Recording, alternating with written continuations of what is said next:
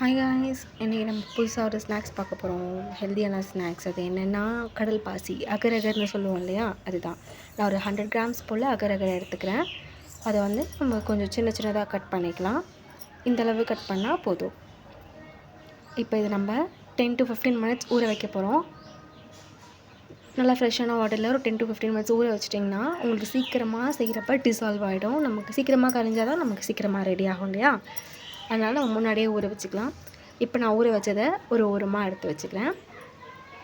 இப்போ ஒரு அடுப்பில் பால் வச்சுருக்கேன். 200 ml பால் வச்சுருக்கேன்.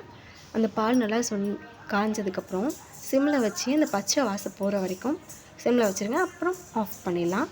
20 மினிட்ஸ் ஆகிடுச்சு. இப்போ நம்ம ஊற வச்ச அந்த அகர் அகர் கடல் பாசி எடுத்து நான் ஒரு சட்டியில் மாற்றிட்டு ஹை ஃப்ளேமில் அது கொதிக்க விட போகிறேன். நான் இன்னும் ஒரு கிளாஸ் போல் தண்ணி அதில் ஆட் பண்ணிக்கிறேன்.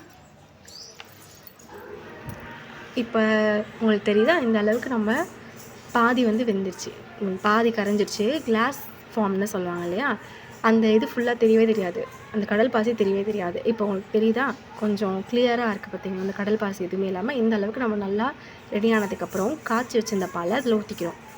அதை ஊற்றி நல்லா மிக்ஸ் பண்ணிக்கோங்க.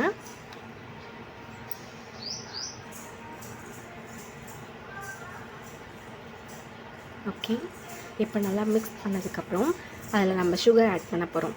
ஜெல்லி தாங்க இதில் ஃபார்ம் ஆகும். ஜெல்லி சின்ன பசங்களுக்கு எல்லாருக்குமே பிடிக்கும் இல்லையா, நம்ம ஹெல்த்தியான விதத்தில் செஞ்சு கொடுக்கலாம்.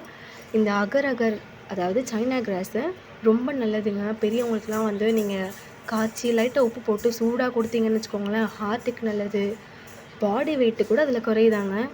இப்போ நான் ஒரு 300 கிராம்ஸ் போல் சுகர் அதில் ஆட் பண்ணி நல்லா மிக்ஸ் பண்ணிக்கிட்டேன். சுகர் ஃபுல்லாக கரைஞ்சதுக்கப்புறம் கலர் ஆட் பண்ணுறதுக்காக நான் கொஞ்சமாக பீட்ரூட் எடுத்து அதிலேருந்து ஜூஸ் மட்டும் எக்ஸ்ட்ராக்ட் பண்ணி அதோடு கலந்துக்கிறேன். பார்த்திங்களா, கலர் சேஞ்ச் ஆகிடுச்சு. இப்போது கொஞ்சம் போல் ரோஸ் எசன்ஸ் ஊற்றி மிக்ஸ் பண்ணி வச்சுக்கிறேன். டாப்பிங்ஸ்க்காக நான் மாதுளம்பழமும் ட்ரூட்டி ஃப்ரூட்டியும் எடுத்துக்கிறேன். இன்றைக்கி நம்ம செய்கிறது ரோஸ் எசன்ஸ் வச்சு ரோஸ் ஃப்ளேவரில், அதனால நான் வந்து டாப்பிங்ஸ் அதுக்கு ரிலேட்டடாக எடுத்துக்கிறேன். இப்போ சைடில் இருக்கிறதெல்லாம் ஸ்க்ராப் பண்ணிவிட்டு செட் ஆகிடும். உங்களுக்கு ஓவர் நைட் செட் ஆகிடும், இல்லைனா ஃப்ரிட்ஜில் ஒரு 2 hours வச்சிங்கன்னா செட் ஆகிடும். இப்போ நமக்கு என்ன ஷேப் வேணுமோ அந்த ஷேப்பில் கட் பண்ணி சர்வ் பண்ண வேண்டியதான். Food colourings most of use பண்ணாதீங்க, எனது அவ்வளோ ஹெல்த்தி இல்லைன்னு நான் கேள்விப்படுறேன். அதனால தான் நான் பீட்ரூட் ஜூஸ் எடுத்துக்கிறேன். ரொம்ப ஃபேவரட்டான ஸ்நாக்ஸ் சுரும்புக்கு. பார்த்திங்களா, சூப்பராக இருக்குன்னு வேறு சொல்லிக்கிறாரு அவர்.